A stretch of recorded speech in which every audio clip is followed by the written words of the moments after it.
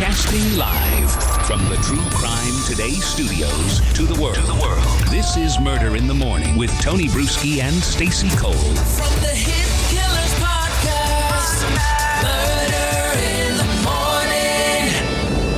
It's just a weird case, and it continues to get weirder. Former Letcher County Sheriff Shawn Stines, he's accused of fatally shooting District Judge Kevin Mullins in that shocking courthouse incident. He's seeking to have his charges reduced from murder to manslaughter. Stines' defense attorney, Jeremy Bartley, argued that the killing was a crime of passion carried out during an extreme emotional disturbance and thus warrants a lesser charge. It was not something that was planned and occurred in the heat of passion, Bartley stated in an interview with People.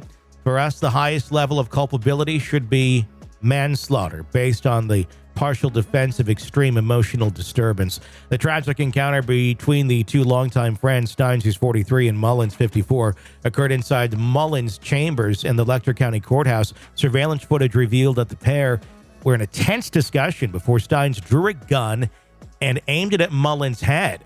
The footage showed Mullins sitting behind his desk, raising his hands in apparent fear as Stines fired 8 rounds, Mullins attempting to hide under the desk. Prosecutors presented the footage last week showing Mullins' desperate attempts to avoid the gunfire. The video reportedly captured Stines approaching Mullins, who was crouched beneath his desk, and firing 2 additional shots at close range before leaving the room where Mullins had served as judge for 15 years. According to Kentucky Detective Clayton Stammer, additional footage captured Stines making multiple calls to his daughter on both his own phone and Mullins. Stammer testified that police found Stines' daughter's number saved on the judge's phone. Shortly after the shooting, Stines surrendered to law enforcement, asking them to treat me fair as he was taken into custody. In an unusual twist, he informed the police they're trying to kidnap my wife and kid. Though authorities have yet to elaborate on the specifics of the statement. While the motivation behind the violent confrontation remains unclear, authorities have suggested a potential link to a sex scandal, though they have not provided further details. Stines has entered a plea of not guilty on first-degree murder and is currently being held at the Leslie County Jail. The case has moved to a grand jury with the prosecution and defense preparing for upcoming proceedings.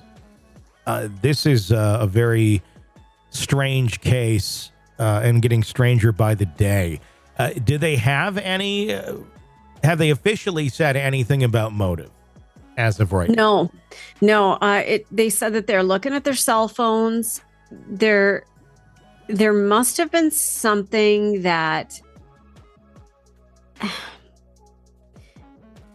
Mullins had on his phone that Stines figured out, found out, learned about, something to do with his daughter, and freaked the fuck out as a dad. It's the only thing I can think of. Yeah. I don't know. We don't know. No one knows.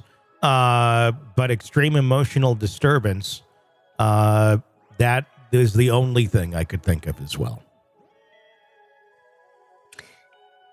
The part about they're trying to kidnap my wife and kid, I don't get that. That feels like a mental breakdown. Like you're not living in reality, but we don't know. Maybe there was something going on.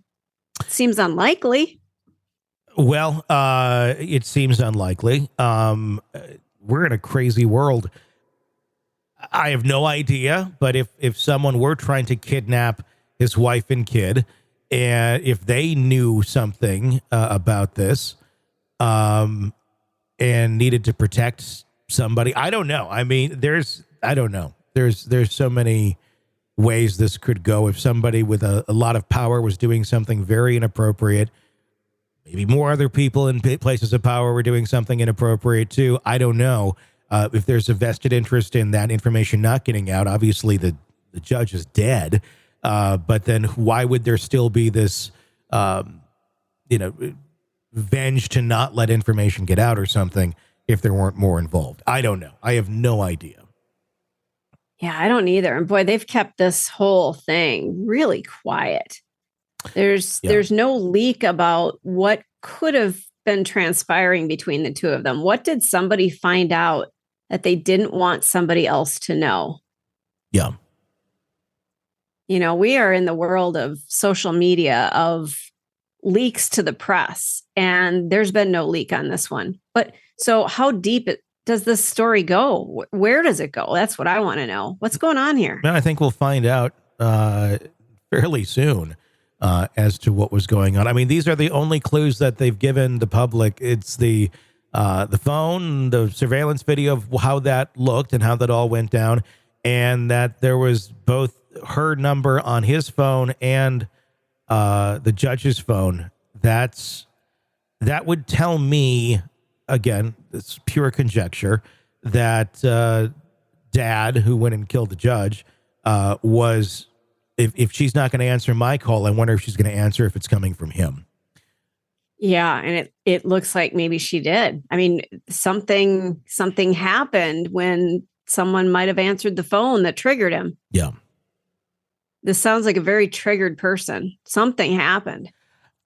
Something. It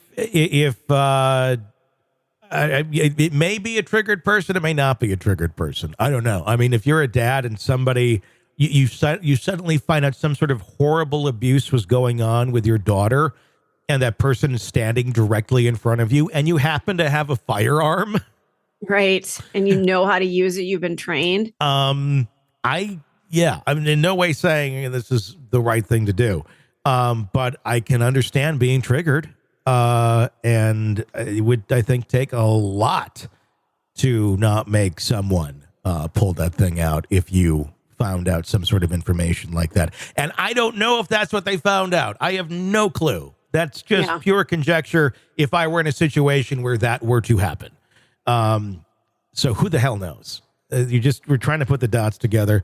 But something was triggering, and yeah, I mean, if it certainly involves something that was beyond the officer's control, and something that involved abuse or something shocking happening to one of his loved ones or his daughter, I think you got a case for manslaughter.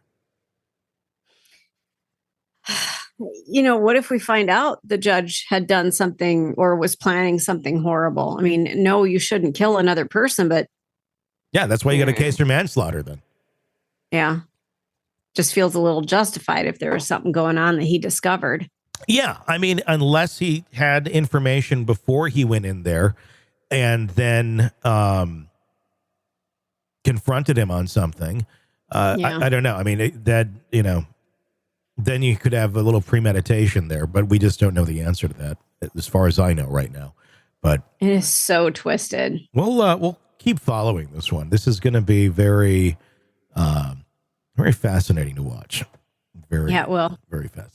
You're neck deep in a dark, twisted tale, and just as the tension peaks, bam, a commercial about some miracle diet pill breaks the spell. It's like finding a fly in your soup after the first bite. But here's the fix. True Crime Today Premium Plus on Apple Podcasts. You get to enjoy your crime stories without the junk. Ad-free episodes, extended interviews that go beyond the surface, and early access to all the gruesome details. It's like swapping out a can of cheap beer for a glass of fine whiskey. So search for True Crime Today Premium Plus on Apple Podcasts. Subscribe and keep the darkness flowing uninterrupted.